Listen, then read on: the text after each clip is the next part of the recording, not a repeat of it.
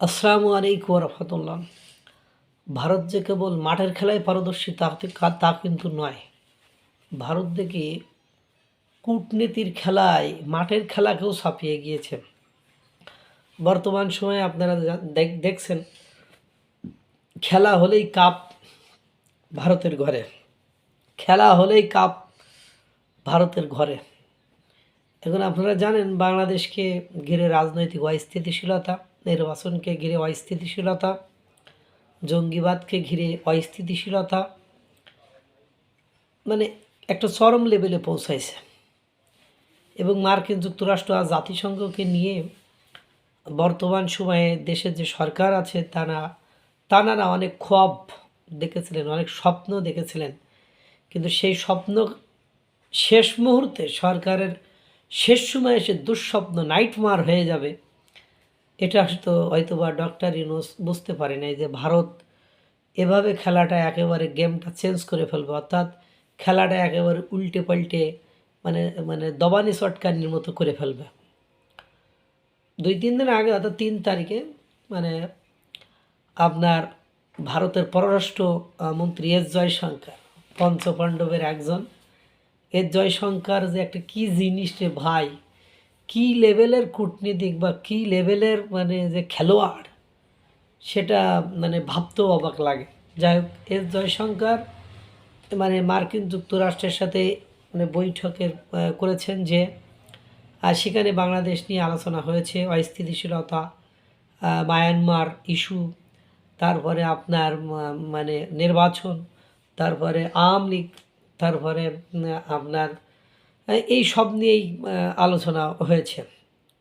সেক্ষেত্রে স্ট্যান্ড কার কী হবে, কে কী ভূমিকা পালন করবে, মার্কিন যুক্তরাষ্ট্রের ভূমিকা কী, মার্কিন যুক্তরাষ্ট্র সেক্ষেত্রে কী কী সাহায্য সহযোগিতা করতে পারে, এবং মার্কিন যুক্তরাষ্ট্রের সাথে ব্যবসা বাণিজ্য পলিসি।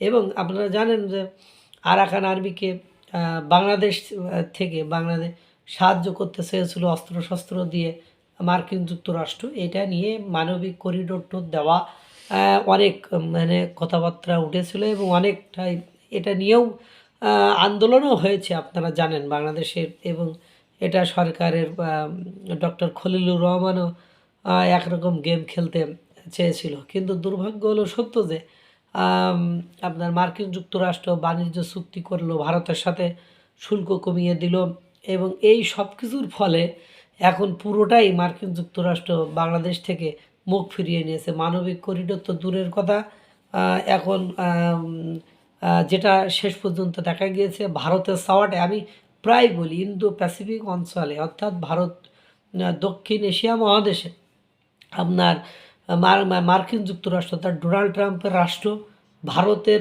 চোখেই দেখে, অর্থাৎ ভারত যেটা দেখে ওরাও সেটা দেখে, ভারত যেটা করতে চায় ওরাই সেটা করবে, এটাই বাস্তবতা। নইলে এই অঞ্চলের যে মোড়লগিরি, দাদাগিরি, আধিপত্য, কর্তৃত্ব, এগুলো আপনার মার্কিন যুক্তরাষ্ট্রের হারাতে হবে। সুতরাং সর্বশেষ পররাষ্ট্রমন্ত্রী এস জয়শঙ্কর, মার্কো রুবিও, তাদের সাথে ঊর্ধ্বতন কর্মকর্তা কর্মচারী এবং রাজনৈতিক ব্যক্তিদের ভেতরে আপনার মার্কিন যুক্তরাষ্ট্রে নিউ ইয়র্কে যেই কথাবার্তা হয়েছে।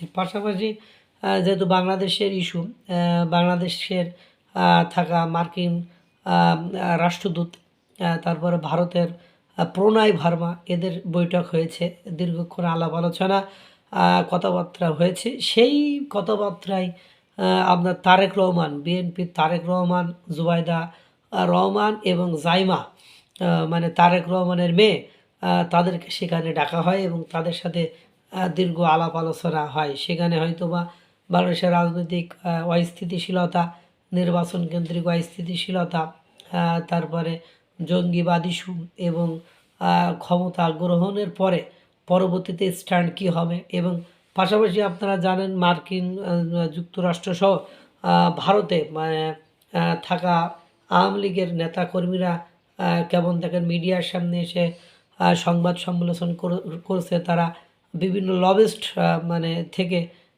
যোগাযোগ করার চেষ্টা করেছে, সেটাও আপনারা দেখেছেন। সব কিছু মিলায়ে একটা সামারাইজ হয়েছে, এবং মানবিক করিডোর মাধ্যমে আপনার আরাকান আর্মিদের যে সাহায্য সহযোগিতা বাংলাদেশের ভেতর দিয়ে মার্কিন যুক্তরাষ্ট্র আরাকান আর্মিদেরকে করতে চেয়েছিল, সেটা রুট মার্কিন যুক্তরাষ্ট্র চেঞ্জ করে আপনার সেইটা নিয়ে গেছে ভারতের অঞ্চল দিয়ে, অর্থাৎ ভারত দিয়ে ঢুকেই সেই সাহায্য সহযোগিতা করবে। সেক্ষেত্রে মার্কিন যুক্তরাষ্ট্র, আমি বললাম যে প্রায় বলি যে মার্কিন যুক্তরাষ্ট্র ইন্দো প্যাসিফিক অঞ্চলে, দক্ষিণ এশিয়া মহাদেশ অঞ্চলে ভারতের চোখেই দেখে। সুতরাং ওই যে সাময়িককালে দু একদিনের জন্য একটু তিক্ততা, একটু মধুরতা নষ্ট হওয়া, একটু শত্রুতা বৃদ্ধি, এর মানে এই নয় যে ভারতকে মার্কিন যুক্তরাষ্ট্র ছুঁড়ে ফেলবে, কারণ তাকে ছুঁড়ে ফেলার কোনো লাইন নেই। এখন রুটও সেন্স, ব্যক্তিও সেন্স, সব কিছু মিলায় মানে ভারত মার্কিন যুক্তরাষ্ট্রকে নিয়ে এমন খেলা খেলে দিল, যে খেলার পরে যে খেলার ফলে যেই ভারতের মনো আকাঙ্ক্ষা, মনোবাসনা, মনোকামনা, মনের অভিলাষ, অভিরুচি, সেটি বাস্তবায়িত হতে যাচ্ছে। আল্লাহ তাআলা সকলকে ভালো রাখুক, সুস্থ রাখুক। আসসালামু আলাইকুম ওয়া রাহমাতুল্লাহ।